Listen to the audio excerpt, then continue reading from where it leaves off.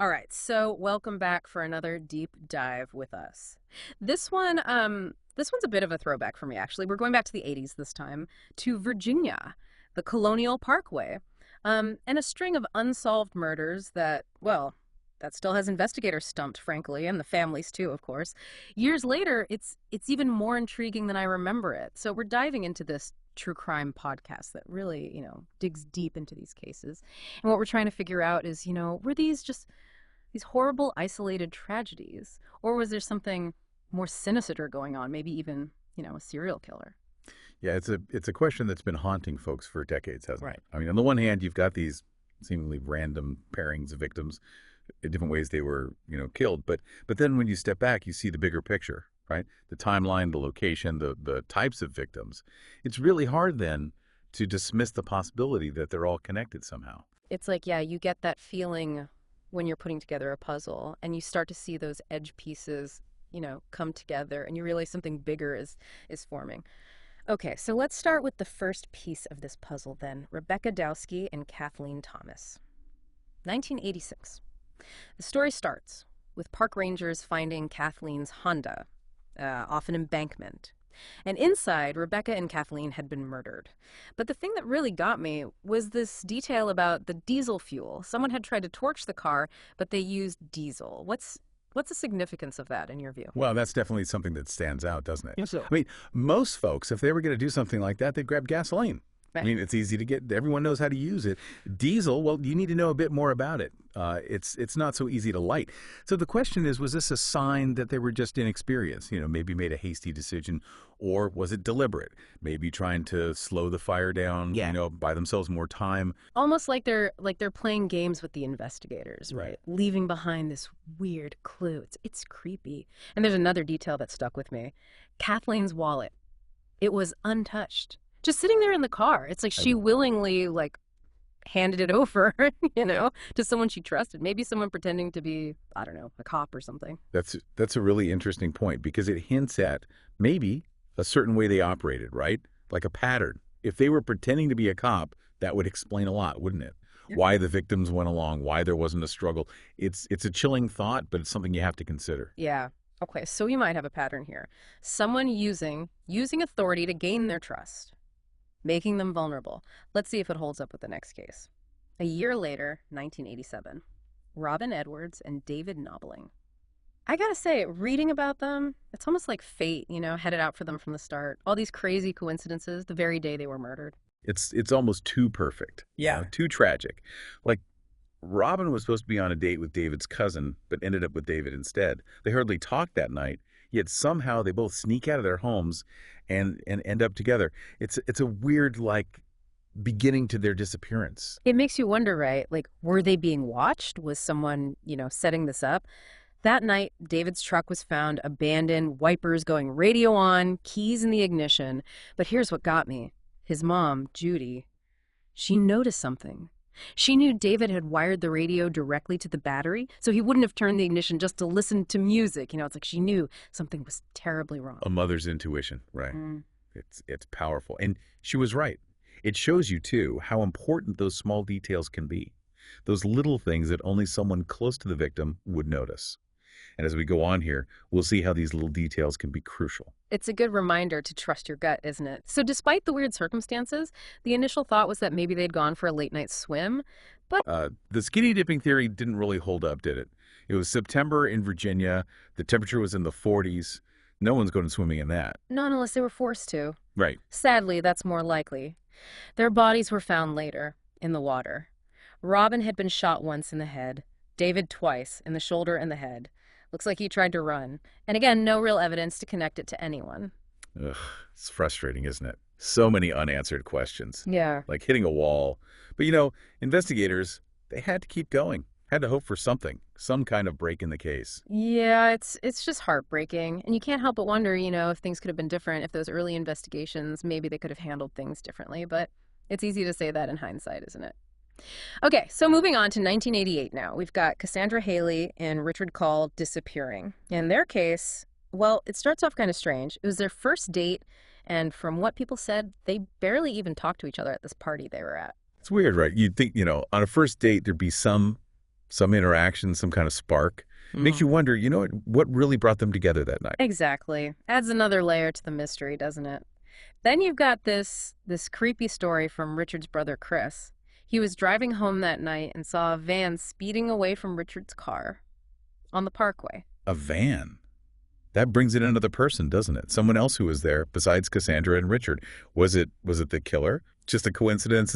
It's a piece of the puzzle, but it's hard to know what it means without more information. Like a shadow, lurking in the background. You know it's there, but you can't quite make it out. And remember our theory about the killer maybe pretending to be a cop. Well, Richard's car was found with the driver's side door open and the glove compartment open. Like someone had asked for his registration. Yeah, it's like that first case with Kathleen's wallet. It's subtle, but it kind of backs up that idea, that they were using a trick to gain their trust. It's a classic predator move, isn't it? Yeah. Seem harmless, helpful even, before they strike. Ugh, it's scary to think someone would use our natural instinct to trust authority against us. But but there's another twist here. Richard's dad had actually seen his car parked on the parkway that morning and stopped to check on him. But when the park rangers got there, like an hour later to process the scene officially, there was more stuff in the car than when his dad was there. That's a problem, isn't it? Yeah. Makes you wonder about the crime scene. Did the Rangers mess things up by accident, or was it Oh. intentional, maybe planting evidence or trying to hide something? Either way, it casts doubt on the whole investigation. What a mess. And to make things worse, neither Cassandra nor Richard's bodies were ever found. Not having the bodies, that's a huge setback. It limits the evidence you can get and makes it almost impossible to know how they died or what really happened to them. It leaves the families in limbo, right? Not knowing. Yeah. It's heartbreaking. Okay, so let's fast forward to 1989. The last known murders connected to the Colonial Parkway. Anna Marie Phelps and Daniel Lower. Daniel was helping his brother move to Virginia Beach and offered to drive Anna Marie home, but they never made it. Their car was found abandoned at a rest stop. Another abandoned car, another couple vanished. It's a pattern that you can't ignore it anymore. Right, it's like they're following a script, some twisted plan. There's a detail here that really bothered me. It's small but unsettling. Anna Marie always carried a marijuana roach clip with her, and it was found attached to the car window. Why? Why leave it there? Was it on purpose, like a message? Or was it just an accident, a clue they didn't mean to leave? It's hard to say, but it's Yeah. something you got to look at closely. It's those little things, right, that can really make a difference in these cases. And weeks later, their bodies were found, wrapped in an electric blanket that belonged to Daniel. The blanket, that's interesting. It makes it personal, doesn't Right, it? yeah. Like maybe they knew Daniel, Mm-hmm. or at least knew something about him. It's a connection that investigators would look into. Chilling. It's like they're taunting the families, using these personal items, adding to their pain. So we've got 4 double homicides now, all within a few years, all close to the Colonial Parkway. The similarities, you can't deny them. But here's what gets me. From what I've read, the FBI and the state police, they weren't really communicating, not cooperating, which, could really hurt the investigation. Yeah, sadly, you see that a lot. Jurisdictional stuff, agencies competing. It's a bureaucratic mess. And it can really slow things down in a complex case like this. Information gets lost, leads go cold, time is wasted. Makes you think, what if they'd worked together better? Would things be different? So looking at it all the evidence, the similarities, the timeline, how likely is it, do you think, that these cases are connected? Well, statistically, the odds of 4 double homicides, all young couples, happening in such a specific time and place, they're incredibly low. It points to something, a pattern that's not random. It's like rolling dice and getting double sixes 4 times in a row. Possible, but not very likely. But even with that, investigators still haven't officially linked all 4 cases. Why is that? Linking cases, you need more than just statistics. You need solid evidence, forensics, something that concretely connects them.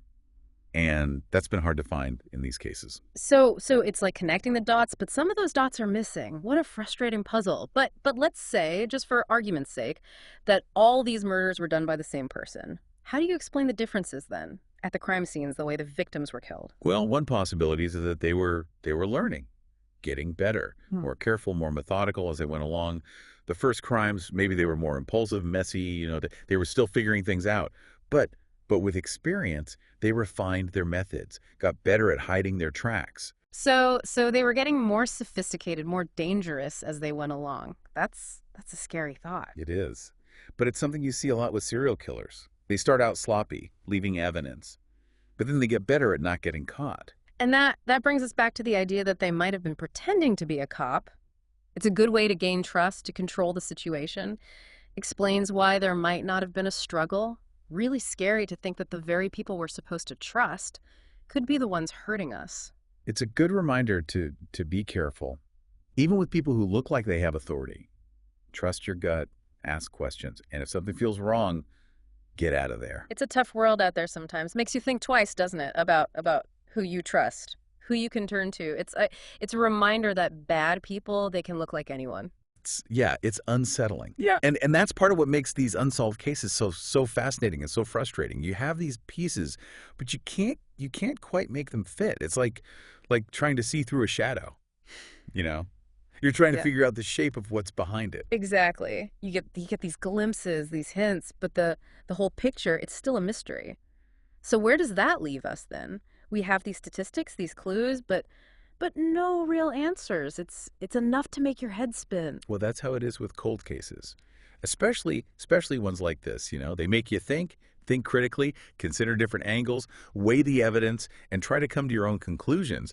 And sometimes, even after all that, you're left with more questions than you started with. Yeah, it can be frustrating, but it's also what keeps us coming back, right? Trying to understand the things that just don't make sense. And I think it's important to remember, behind all these theories, all the speculation, there are real people, real families whose lives were just torn apart by this. Absolutely. These aren't just, puzzles to be solved. These are 8 people whose lives are cut short, families that have been living with this pain, this uncertainty for decades. It's their stories that keep these cases alive, that make us want justice for them. Well said.